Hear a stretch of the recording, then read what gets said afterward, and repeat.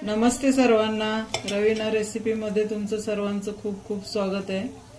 ते बघा, आज मी राजमा, बटाटा आणि फ्लावरची भाजी बनवत आहे, सुकी भाजी। ते बघा, हे सगळं धुवून स्वच्छ अर्धा तास पाण्यामध्ये मिठाच्या पाण्यात फ्लावर घालून ठेवलेला आणि स्वच्छ धुवून घेतलेला आहे। याच्यामध्ये राजमा, बटाटा आणि फ्लावर आहे। तर ह्याच्यासाठी मी हे बघा, ओलं खोबरं, कांदा, अद्रक, लसूण आणि टोमॅटो ओलं खोबऱ्याचं बनवणार आहे। तो ओलं खोबरं घेतलेलं आहे मी, हे भाजून ते वाटून घेते आता।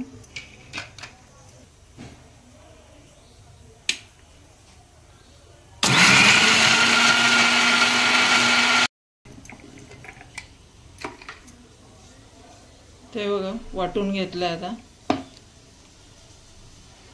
असं वाटून घ्यायचं। ओल्या खोबऱ्याची चव वेगळीच लागते, सुक्या खोबऱ्यापेक्षा टेस्ट चांगली येते भाजीला। ते बघा, मी कढई ठेवली आणि आता तेल घालून घेतलेलं आहे। तेल गरम झालं तर त्याच्यामध्ये जिरं, मोहरी घालून घेते।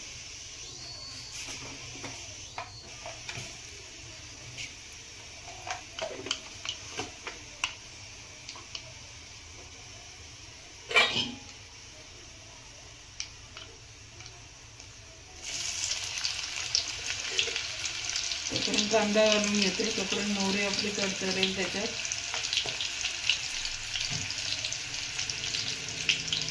गॅस मोठा ठेवलाय मी।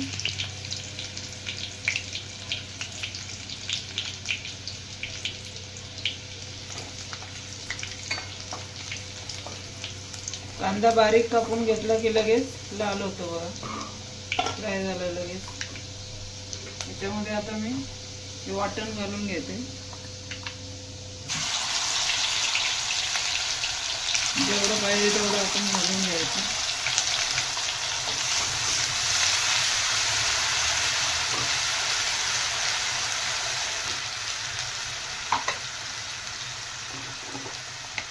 मसाला जळतो म्हणून मी वरून घालून घेते आता मिरची पावडर।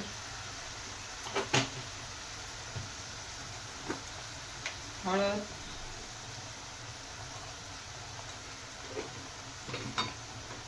गॅसची फ्लेम मोठी करून चांगलं परतून घ्यायचं।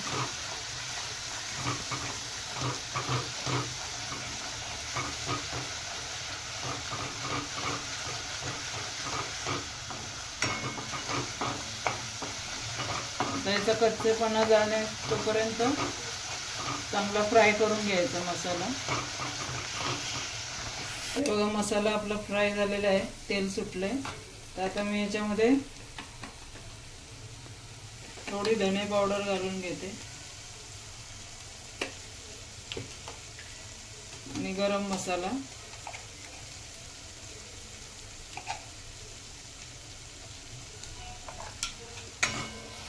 आणि थोडंसं मीठ घालून घ्यायचं चवीनुसार।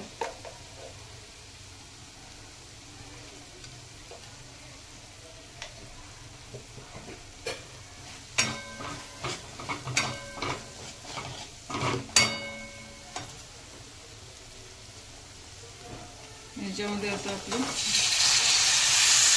भाजी घालून घ्यायची।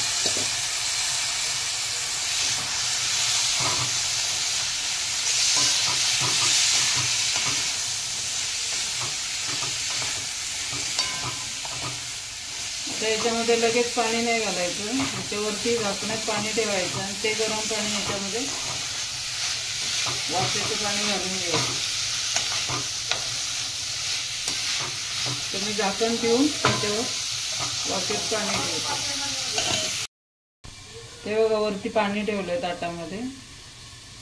हे गरम झालं की ह्याच्यात घालून घ्यायचं।